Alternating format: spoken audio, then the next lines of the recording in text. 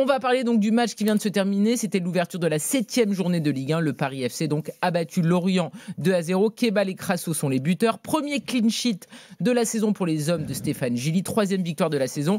Et t'en as parlé, Damien. Kebal, c'est tout simplement le meilleur buteur de Ligue 1. Et oui, avant les autres rendez-vous de ce week-end, 4 buts déjà pour Kebal. C'est franchement un joueur technique, un joueur au-dessus.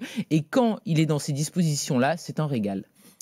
Oui, parce qu'en fait, même par rapport à la saison dernière où en Ligue 2, il avait peut-être moins d'espace et il se faisait peut-être un peu plus rentrer dedans, la Ligue 1, ça laisse un tout petit peu plus de temps et on le voit vraiment que il a cette qualité technique qui lui permet de sublimer un match.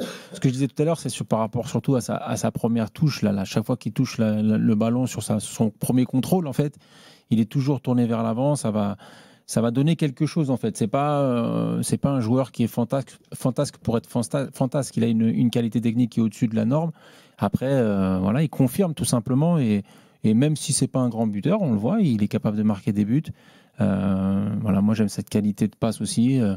Franchement, je le connaissais déjà de l'année dernière parce que je l'ai fait beaucoup avec Beansport, mais c'est vrai que là, sur son adaptation à la Ligue 1, c'est un total régal. Lionel, il y a de la qualité technique dans l'équipe de Stéphane Gilly. On l'a dit ce soir, collectivement, ils étaient meilleurs que Lorient. Oui. Les buts, ce sont des mouvements collectifs, c'est travaillé. Et c'est vrai qu'après, tu as des joueurs qui subliment tout ça et Kebal en fait partie. Oui, il en fait partie. Alors, je disais, je lui reprochais à un moment donné d'être un peu trop en retrait parce que lorsqu'il revient un peu trop dans le milieu, je trouve qu'il a moins d'impact. Moi, je l'adore. D'ailleurs, son but, c'est il se projette dans les 16 mètres. Je l'adore dans les 16 mètres. Pour moi, il a le physique qui pourrait être un inconvénient. Tu te dis, oh, il est tout frêle et tout, mais un physique comme ça peut devenir une arme terrible parce que lorsqu'il arrive un peu lancé dans les 16 mètres ou lorsqu'il est touché dans les 16 mètres, tu le touches un tout petit peu, il tombe, ça fait tout de suite penalty, ou alors il va très très vite dans ses enchaînements techniques, donc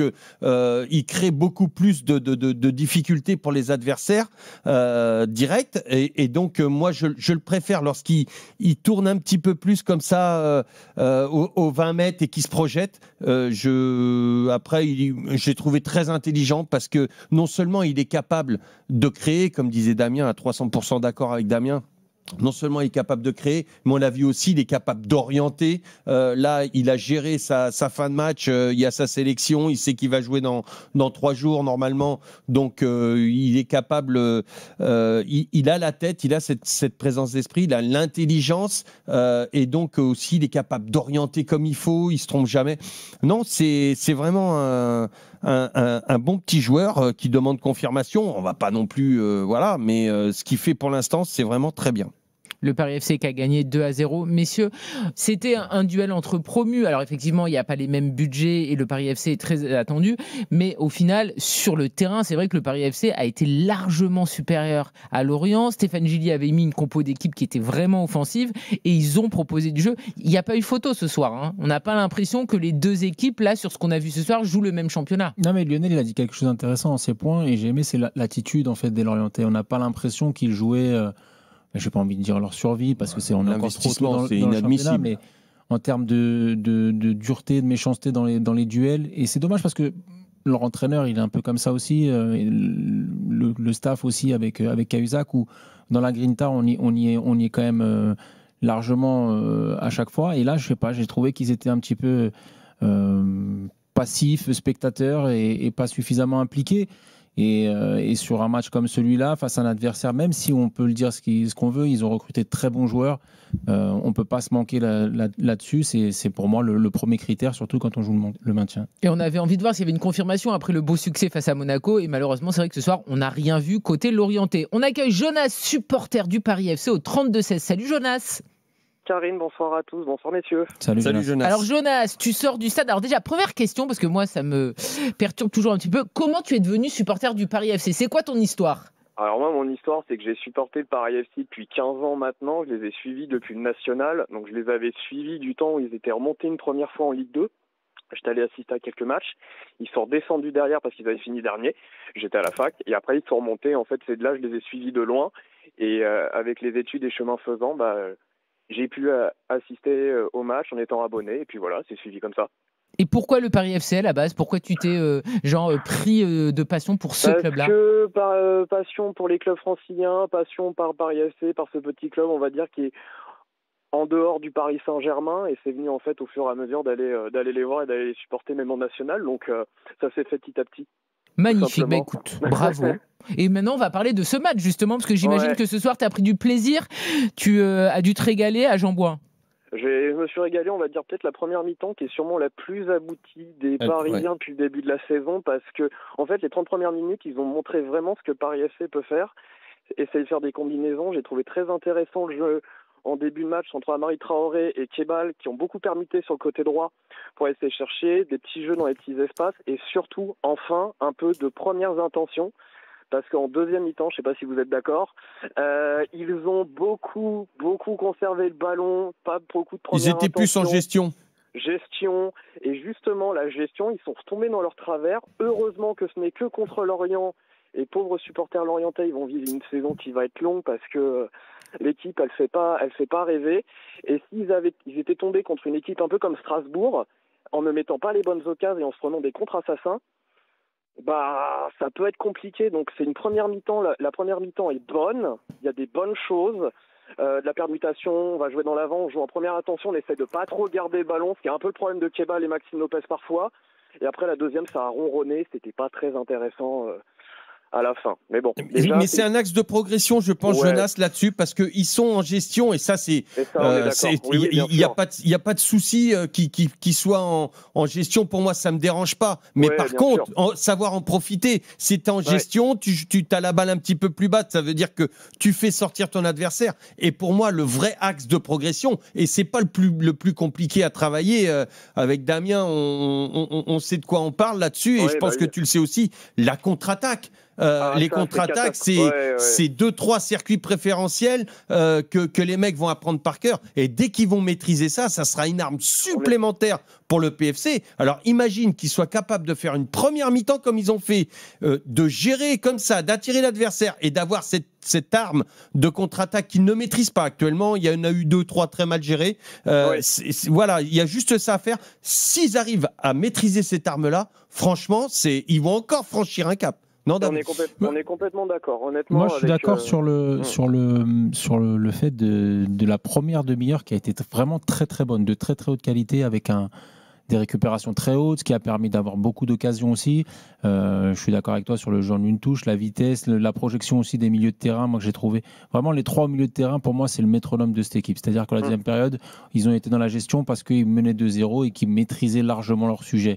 Après, derrière, c'est peut-être le point faible. Pour moi, on parlait avec Karine en avant-match sur Otavio. J'ai vraiment un doute de plus en plus sur lui. J'espère que ce n'est que, on va dire, les 6 mois d'adaptation qu'on conseille à un joueur, mais j'espère que c'est que ça, parce que pour l'instant, moi, il me fait un petit peu flipper. Et c'est vrai que contre une autre équipe, ça aurait pu être un peu plus dangereux. Mais Lorient a été vraiment décevant à ce niveau-là. Après, sur la gestion de la deuxième période, oui, c'est décevant parce qu'en fait, t'as pas vu ce que tu as vu en première période où il fallait ouvrir le score, il fallait marquer aussi rapidement, et puis finalement, tu mènes 2-0 à la mi-temps. Moi, j'ai trouvé que et puisque tu les suis depuis longtemps, l'année dernière en Ligue 2, le PFC à la 70e, ça s'éteignait, il y avait un rideau et pendant 15 minutes, ils étaient capables d'encaisser et de perdre des points assez bêtement. Là, moi, je les ai trouvés plutôt solides avec des joueurs qui ont apporté leur expérience. Moi, je les ai trouvés en maîtrise quand même. Oui, voilà, en maîtrise, qui ont apporté leur expérience aussi au mercato. Après, derrière, sur les contres, celui de Goebbels, quand il veut lancer Maxime Lopez. Très mal joué. C'est très très mal joué. Il doit attendre encore un petit peu que Maxime Lopez prenne plus de vitesse pour pouvoir être derrière, servir au deuxième poteau. Mais ça, après, c'est des détails. Mais franchement, pour moi, le PFC aujourd'hui se sauvera et pour moi ne disputera pas le championnat des 5 derniers, quoi. Il va être au-dessus et il peut prétendre à être au-dessus de la 9e place, pourquoi pas. Jonas, sur ce début de saison, on le rappelle, là il y a la trêve, 3 victoires, 1 nul, 3 défaites. Est-ce que tu es satisfait ? Moi, je reste en travers. J'étais allé les voir. C'est Angers. Ils doivent jamais le perdre. Ils doivent au moins faire match nul. Première journée, défaite 1-0. C'est la première journée. J'étais allé là-bas et franchement, c'était très frustrant. Il faut qu'ils engrangent des points parce que leur calendrier est pas évident du tout. Ils vont à Lens, ils reçoivent Nantes et après c'est Lyon, Monaco, Rennes, Lille. Va falloir gagner des points. Mais après, comme ça a été dit, ils n'ont pas un effectif pour aller dans les 5 derniers. Ils vont être au-dessus. Maintenant, à eux de gérer, à ce que certains joueurs s'adaptent. Je pense à Otavio, c'est peut-être son meilleur match, mais que c'est dur avec ce joueur, que c'est dur. Mais c'est qu'il a froid, nous a dit Lionel Charbonnier. Non, je t'ai pas dit ça, mais tu t'exagères. Mais par contre, moi je pense qu'il serait nettement meilleur avec un mec confirmé à côté. Mais ça doit être lui le taulier de la défense Non, centrale. non, il a 23 ans, t'es pas taulier à 23 ans quand t'arrives comme ça, que on t'achète 17 pratiquement 20 millions avec les 17 millions non, de Porto. pratiquement 20 avec les bonus et tout ça. Pour l'instant, on a 17. Ouais, voilà. Les bonus, je suis pas sûr qu'il les voit T'arrives, encore. t'es brésilien, tu connais pas le championnat. La pression. Attention, il y a beaucoup de Brésiliens qui sont émotifs. C'est comme ça, c'est la vie. C'est pas le premier, ça sera pas le dernier. Mais moi, je pense que s'il avait un mec, un taulier, comme Nice a fait avec Dante et à ses côtés là, qui a progressé. Je sais plus que j'ai perdu son nom. Todibo à l'époque. Todibo. Avec Todibo, Todibo, il a progressé. Pourquoi ? Parce qu'il avait un taulier à côté de lui. C'est pour ça. Mais lui, un autre jeune à Oui, côté, mais enfin, à côté Todibo, de il lui. n'a pas coûté 17 millions. Non, mais lui, là, si tu le mets, t'as investi sur 17 millions. Aujourd'hui, n'attends pas quand même qu'il t'explose le truc à 23 ans. Vous remettez, c'est un mec c'est dans la défense. Non, pour moi, non. Par contre, je lui mets un taulier à côté et là, il va progresser. Et dès 17, tu le revends en 30, 35. Très bien, chef. Merci beaucoup, Moi, Jonas, c'est comme ça que d'avoir été avec nous au 32-16, supporter du Paris FC. Beaucoup de messages sur le WhatsApp RMC 06 12 424 424. On a un peu raillé le stade Jean-Bouin parce qu'on avait l'impression qu'il n'était pas vraiment à guichet fermé. Et Mahamadou nous dit: bonsoir, je suis abonné au Paris FC. Je suis arrivé au stade à la mi-temps. L'accès m'a été refusé. C'est un scandale. Alors écoute, Mahamadou, je sais pas au foot parce que moi, j'arrive jamais à la mi-temps. Je suis désolé. J'ai eu le même souci. Mais par contre, au théâtre, quand ça commence, tu peux plus rentrer. Salut Nicolas. Nicolas, tu étais également au stade ce soir, au stade Jean-Bouin. Tu es fier de ce que ton équipe a proposé, des intentions aussi de Stéphane Gilly, parce qu'on voit que c'est un entraîneur qui veut que son équipe produise du jeu. Il y a beaucoup de joueurs offensifs et au final, c'est payant ce soir avec ce succès. Alors, dans un premier temps, bonsoir à tous. Ouais, je suis fier de mon équipe, oui, dans un sens parce qu'elle était très offensive, mais par contre un peu moins fier dans la deuxième mi-temps parce que je l'ai trouvé très attentiste et au bout du 2-0, un peu, voilà, on se regroupe derrière et je trouve ça un peu décevant. Il n'y a pas de création de jeu, les remplacements n'étaient pas forcément, je trouve, adéquats. Et je pense que voilà, ça n'a pas créé beaucoup de jeux. C'était un match vraiment très lambda. Les 2 buts sont venus rapidement, mais en termes de création de jeu, ouais, je trouve qu'on n'y était pas. Et en seconde période. Oui, en seconde période. Et du coup, je suis un peu déçu que, en fait, une fois les 2 buts marqués, rester derrière, je suis pas sûr que ce soit la bonne solution. Et je pense qu'ils auraient dû conserver leur état d'esprit de la première période, à savoir monter en avant. Donc, rester derrière, t'es un peu dur quand même, Nicolas. Après Nicolas, je pense que ils peuvent pas. Ils n'ont pas l'effectif. Ils n'ont pas l'effectif avec la caisse pour faire ça pendant. C'est-à-dire tout ce qu'ils faisaient en Ligue 2. Je comprends ce que tu dis. Tu voudrais que ce soit beaucoup plus linéaire, qu'ils continuent d'attaquer comme ça. Mais la Ligue 2 par rapport à la Ligue 1, il faut justement avoir des moments de gestion. Et c'est pour ça que je disais tout à l'heure, et faire un championnat comme ça, avec cet effectif-là, en jouant les demi-temps à 200%, comme toi tu le voudrais pour la beauté du jeu et tout ça, je pense qu'ils ne sont pas capables. Par contre, je trouve judicieux ce que je disais tout à l'heure, de rajouter, de travailler les contres, parce qu'il y a eu des contres. Et ça, je trouve que ça serait judicieux de les travailler. Et je pense qu'ils auraient pu marquer de la manière dont ils font quand ils sont en maîtrise comme ça, en contre, ils auraient pu en marquer au moins 2 encore en deuxième mi-temps. Mais honnêtement... Ah, t'es méchant, t'en veux beaucoup, parce que je trouve que ce qu'ils font quand même, c'est beau. Ah ouais, c'est beau, non. C'est beau, il y a du beau jeu, il y a du monde en mouvement, ça joue en première intention, c'est tout le temps un passe-va et tout ça. Non, moi je les ai trouvés plus en maîtrise. Non, mais je suis d'accord avec toi, mais sur la première période, je suis d'accord avec toi et je pense que c'est exactement le résumé de la première période. Le seul truc, c'est que la deuxième période, je pense qu'il n'y a pas de passe-va. il y a juste du passe derrière, il n'y a pas de création, c'est juste en fait, on a 2-0 et on sécure, ok, donc on sait très bien et en effet, c'est important d'avoir les 3 points parce que faut avant tout avoir le maintien, mais t'as envie d'avoir un peu plus, tu vois, quand en plus alors désolé pour les Lorientais, mais quand t'es face à une équipe de Lorient qui, franchement, alors désolé pour eux, mais ils proposent strictement rien. Ils sont passés à côté. Ils sont passés à côté complet. Ils proposent strictement rien. Tu veux pas te faire mettre, tu vois, t'es Paris FC, voilà, ils ont des ambitions. Tu fais pas passer va derrière. Tu fais un peu, t'essayes de proposer quelque chose devant, t'essayes de faire un truc. Et je pense que les passes latérales, en fait, c'est très sympa, mais en fait, alors après, ils sécurent les 3 points, mais quand tu es dans le stade, bon, voilà, après c'est normal, on est exigeant quand on est dans le stade, mais c'est un peu embêtant. Et je pense qu'il faut qu'ils progressent à ce niveau-là parce que il manque un peu de, on va plus vers l'avant. Ok, on mène 2-0, on veut sécuriser le score, mais pour le sécuriser, je suis pas sûr que faire des passes derrière et que vers l'arrière, je suis pas sûr que ce soit le bon mode de fonctionnement et je suis pas sûr que c'est comme ça que tu obtiennes des points, surtout avec les futurs adversaires. Donc je pense que quand tu mènes 2-0 et que du coup tu veux progresser et que tu veux t'entraîner par rapport aux adversaires futurs, t'essayes de créer quelque chose. Après, on a Maxime Lopez qui est ultra prenant, ultra décisif, c'est le métronome de l'équipe, ça y a rien à dire. Mais par contre, je pense qu'il faut un peu plus on essaye quand même de pousser un peu plus. Même si on mène 2-0, on y va, on essaye, on essaye de créer un peu plus T'en veux de plus, jeu. Nicolas. On a compris. Écoute, en tout cas, le Paris FC va être tranquille pendant la trêve internationale parce qu'il y a un 3e succès. Merci beaucoup de nous avoir appelé, Nicolas, le Paris FC, qui a maîtrisé son adversaire, Lorient. Et je voudrais qu'on dise un petit mot sur les Merlus parce que c'est vrai qu'on restait sur ce beau succès. Après, il faut rassurer Nicolas quand même. Je pense qu'ils ne gagneront pas 2-0 dans tous les matchs qui vont venir. Là. Mais il est gourmand. Mais tu sais, ça, t'appartiens à un grand groupe et tu deviens gourmand très très vite.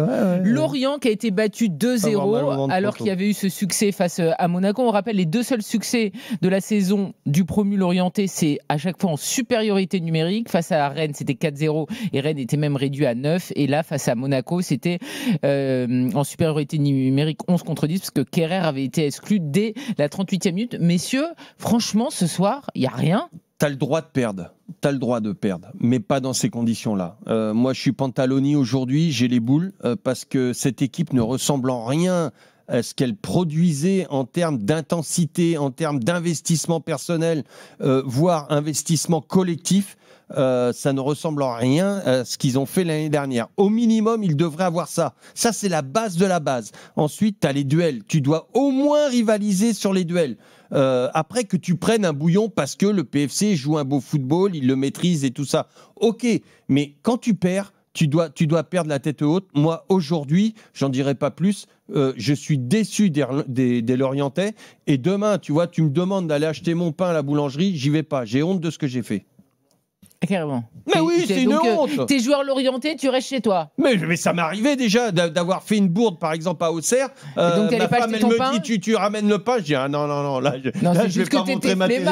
C'est pour ça, il t'a envoyé ta femme. Je vais pas montrer ma terrine parce que j'avais honte. Non, là, franchement, pour moi, je suis Pantaloni, je suis très déçu de l'investissement des Lorientais. Ils n'ont rien montré. Alors qu'ils ne montrent rien en termes de jeu, c'est un fait. Tu peux tomber sur meilleur que toi. Mais dans l'investissement, dans les duels, tu dois au moins rivaliser. Là, c'était pas le cas. Damien Perkis, soirée sans.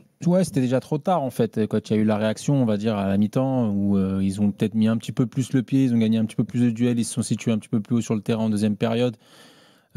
C'était déjà trop tard. La première demi-heure a été leur faux pas et je pense qu'ils se sont mis dedans tout seuls par leur manque d'entrée, ils sont pas dedans. Par leur manque de détermination, de conviction, dans les duels aussi où ils ont été peut-être trop légers.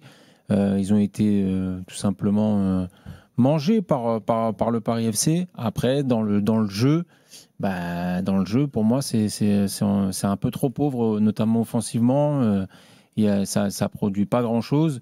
Il y a eu la frappe en première période de Pagis, après il y a eu le coup franc, mais je je n'ai pas vu grand-chose de la part de Lorient, et c'est ça qui est peut-être le plus inquiétant, parce que la détermination et la grinta, si on vous met un petit coup de pression parce qu'on vous montre les vidéos de votre comportement sur le terrain, ça peut changer. Mais après, sur l'animation offensive, c'est de la complémentarité, c'est des cheminements, on en parlait tout à l'heure. Voilà, c'est à l'entraînement que ça se bosse, et il faut parfois du temps. Et du temps, là, aujourd'hui, on n'a pas forcément encore beaucoup, même si la saison est un peu longue, mais il n'y en a pas beaucoup. Mauvaise soirée pour les hommes d'Olivier Pantaloni, 3e défaite de la saison, on le rappelle, non 4e défaite ça fait sur cette saison. Ils avaient été battus par Auxerre, par Lille, par Marseille et donc par le Paris FC.